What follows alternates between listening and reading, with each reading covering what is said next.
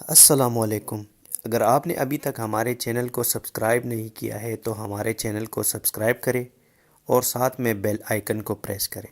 سعودی عرب کو گزشتہ برس خواتین کی ڈرائیونگ پر عائد پابندی اٹھانے پر عالمی سطح پر سراہا گیا، تاہم وہاں خواتین پر پابندیاں اب بھی موجود ہیں، جن میں خاص کر مرد کی سرپرستی کا نظام شامل ہے، جس کے تحت کسی عورت سے متعلق اہم فیصلے کرنے کا اختیار اس کے والد، بھائی، خاوند یا بیٹے کے پاس ہے۔ ان پابندیوں کی مثال چند دن قبل ایک مرتبہ پھر اس وقت منظر عام پر آئی جب ایک جوان سال سعودی خاتون نے بینکاک میں ایک ہوٹل کے کمرے میں خود کو بند کر کے یہ کہا کہ اگر انہیں واپس گھر یعنی سعودی عرب بھیجا گیا تو انہیں قید کیے جانے کا خطرہ ہے۔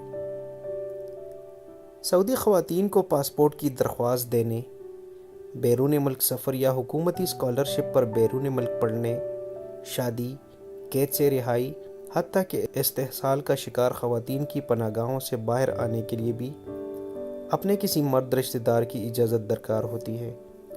مصری نژاد امریکی صحافی مونا ایلتوے نے بات کرتے ہوئے کہا کہ اس قسم کی پابندیاں ہر سعودی خاتون اور لڑکی پر پیدائش سے موت تک اثر انداز ہوتی ہے۔ بنیادی طور پر ان سے نابالغوں جیسا سلوک کیا جاتا ہے۔ سعودی عرب نے سن 2000 میں خواتین سے کسی بھی قسم کے امتیازی سلوک کے خاتمے کے اقوام متحدہ کے کنونشن کی توثیق کرتے ہوئے کہا تھا کہ ملک میں شریعہ اور اسلامی قوانین کے مطابق صنفی مساوات کو یقینی بنایا گیا ہے۔ قدامت پسند خلیجی سلطنت نے سرکاری اسکولوں میں خواتین اور لڑکیوں کے کھیلوں اور خواتین کے فٹ بال اسٹیڈیم جا کر میچ دیکھنے پر عائد پابندی بھی ختم کی ہے۔ تاہم اقوام متحدہ کے ماہرین نے فروری 2018 میں ملک میں خواتین سے امتیازی سلوک کی روک تھام سے متعلق مخصوص قانون اپنانے اور قانونی تعریف کی عدم موجودگی پر تحفظات کا اظہار کیا تھا۔ ماہرین کے مطابق خواتین کے معاشرے اور معیشت میں شرکت میں بڑی رکاوٹ مرد کی سرپرستی کا نظام ہے۔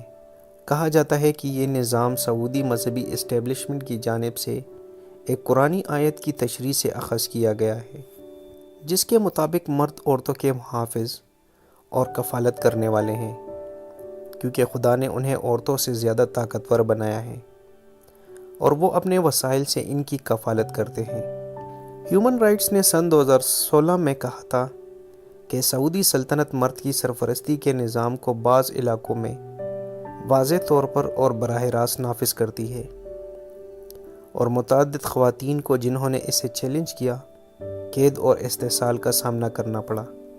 سن 2018 میں سماجی کارکن سمر بداوی اپنا آبائی گھر چھوڑ کر ایک پناہ گاہ منتقل ہو گئی تھی، اور اس کی وجہ انہوں نے اپنے والد کی طرف سے ان پر ہونے والا مبینہ جسمانی تشدد بتایا تھا۔ بعد ازاں انہوں نے اپنے والد کی سرپرستی ختم کرنے کے لیے قانونی چارجوئی شروع کی۔ بداوی کا کہنا تھا کہ مبینہ جوابی کارروائی کے طور پر ان کے والد نے ان کے خلاف نافرمان ہونے کا دعویٰ دائر کر دیا۔ ان الزامات کی بنیاد پر سن 2010 میں عدالت نے بداوی کو قید کرنے کا حکم دیا اور انہوں نے 7 ماہ قید خانے میں گزارے۔ بعد ازاں سماجی کارکن کی جانب سے اس مقدمے کی طرف توجہ مبذول کرانے پر حکام نے ان پر عائد الزامات خارج کر دیے۔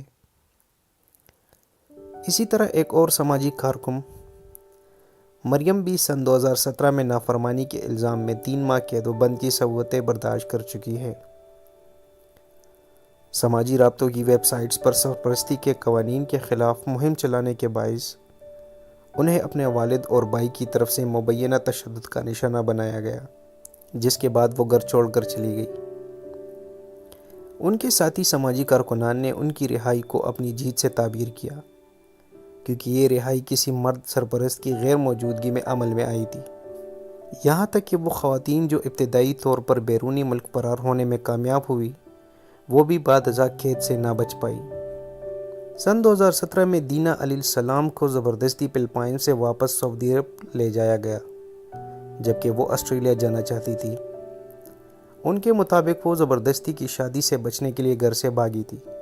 ہیومن رائٹس واچ کے مطابق انہیں کچھ اطلاعات موصول ہوئی تھی کہ السلوم کو ایک پناہ گاہ میں کچھ عرصے کے لیے قید رکھا گیا تھا، تاہم یہ معلوم نہ ہو پایا کہ وہ واپس اپنے خاندان سے مل پائی ہے یا نہیں۔